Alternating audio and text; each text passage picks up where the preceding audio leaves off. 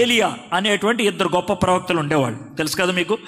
ఏలియాని దేవుడు అగ్నిరథాల్లో పరలోకానికి తీసుకెళ్ళిపోయాడు. ఎలీషా తర్వాత ప్రవక్తగా, మాస్టర్ గారుగా, టీచర్ గారుగా ఉండేవాడు.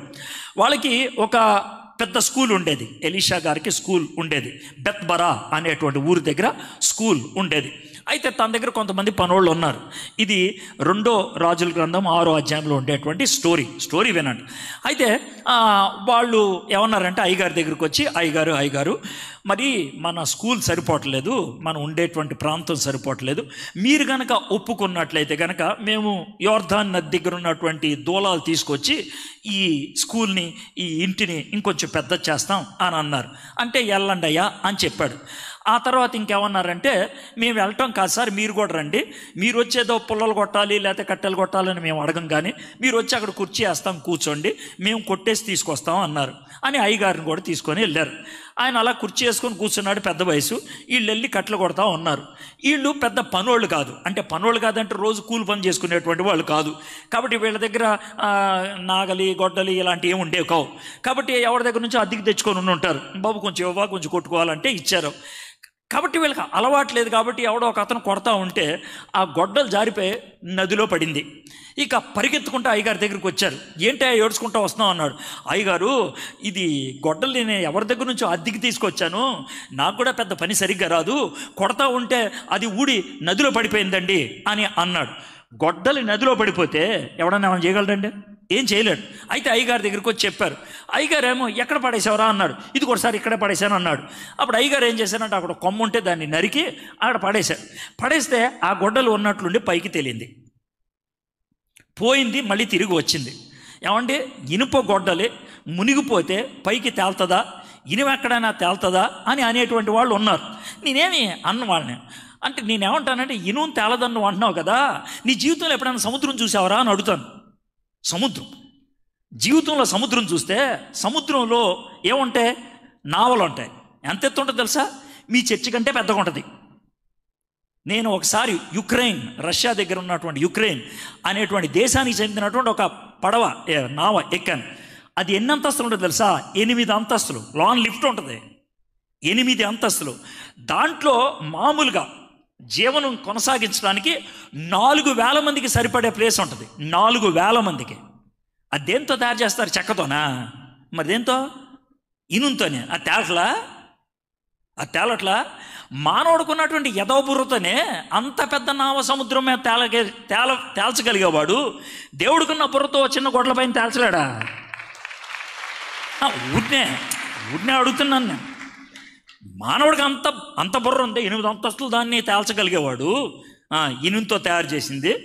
దేవుడు గొడ్డలను పైకి తీసుకురాలేడా? పెద్ద విషయం ఉంది అది. కాబట్టి దానికి ప్రశ్నలు వేయడానికి వీల్లేదు, విని ఊరుకోవటమే. అర్థమైందా? విని ఊరుకోవటమే. గొడ్డలు బయటకు వచ్చింది. అయితే విషయం గొడ్డలు ఎలా బయటకు వచ్చింది అనేది కాదు, ఎందుకు బయటకు వచ్చింది అనేటువంటి విషయం. గొడ్డలి ఎందుకు బయటకు వచ్చింది అంటే, మన జీవితంలో ఏమైనా పోతే ఆ పోయింది తిరిగి రావడానికి అతను చేసినటువంటి పనులు నాకు బాగా నచ్చింది. ఇది ఒక ఇంట్రో లాగా, ఒక పరిచయం లాగా చెప్దామన్న ఉద్దేశం. ఆ తర్వాత దావీదు దగ్గరికి వెళ్దాం. తను చేసినటువంటి పని ఏంటంటే, మొట్టమొదట గొడ్డలి పోంగానే ఎవరి దగ్గరికి వెళ్ళి చెప్పుకున్నాడు? ఎలీషా గారి దగ్గరికి వెళ్ళి చెప్పుకున్నాడు. దేవుని సేవకుడి దగ్గరికి వెళ్ళి చెప్పుకున్నాడు. అర్థమైందా? మీరు ఏమన్నా పోతే కనుక ప్రతివాడు జెర్మియా గారి దగ్గరికి వస్తే ఉన్న ఎంటుకలు కూడా ఊడిపోతాయి ఆయనకి. కాబట్టి ఆయన దగ్గరికి వచ్చి చెప్పద్దు.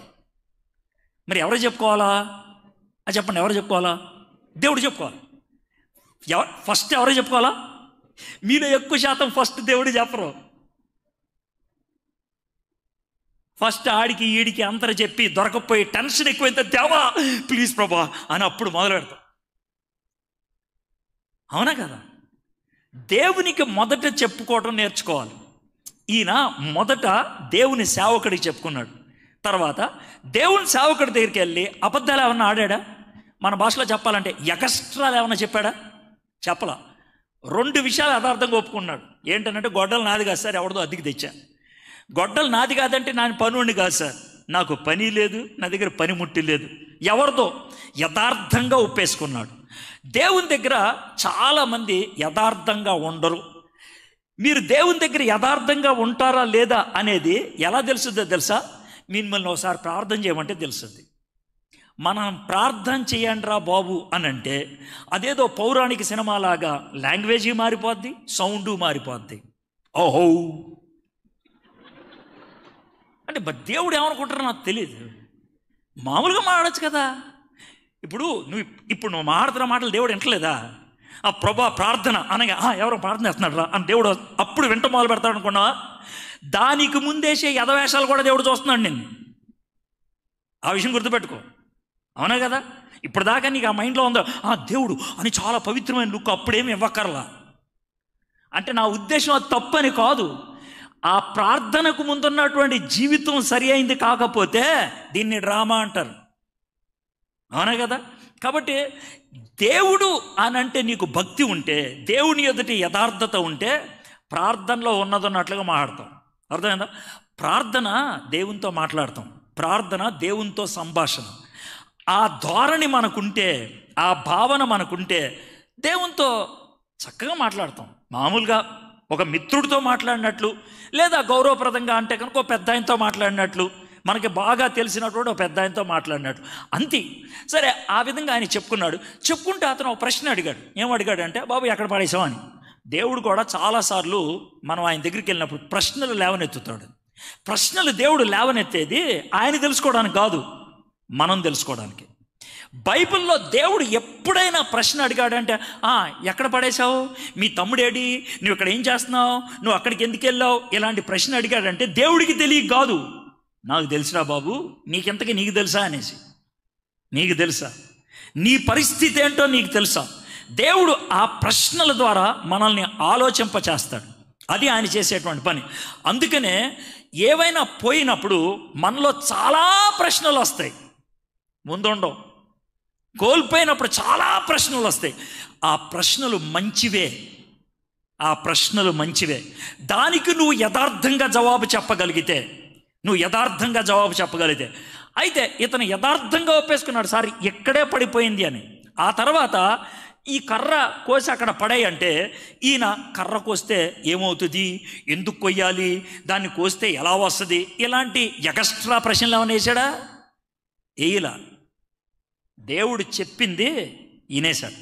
మన జీవితంలో కూడా దేవుడు చెప్పింది అంటూ నేర్చుకోవాలి. ఆయన విన్నాడు, విని విధేయత చూపించాడు. గొడ్డల పైకి వచ్చింది, గబుక్కన పైకి లాగి తీసేసుకున్నాడు. పోయిన దాన్ని తిరిగి తెచ్చుకున్నాడు. ఎందుకో తెలుసా? దేవుడిని అడిగాడు కాబట్టి, దేవుడు చెప్పింది చేశాడు కాబట్టి, దేవుడి మాటకు విధేయత చూపించాడు కాబట్టి. నీ లైఫ్లో కూడా ఒకవేళ నీ ఆత్మీయతలో కానీ, దేవునితో నీకున్న సంబంధ సహవాసాల్లో కానీ, నీ పవిత్ర జీవితం విషయంలో కానీ ఏ విధంగా అయినా కోల్పోయిన పరిస్థితుల్లో ఉన్నట్లయితే దేవుడు ఈరోజు చెప్పదలుచుకున్న మాట ఏంటి తెలుసా? You can recover all. నువ్వు తిరిగి పొందగలవు. అయితే దానికి మనం చేయాల్సినటువంటి పనులు కొన్ని ఉన్నాయి.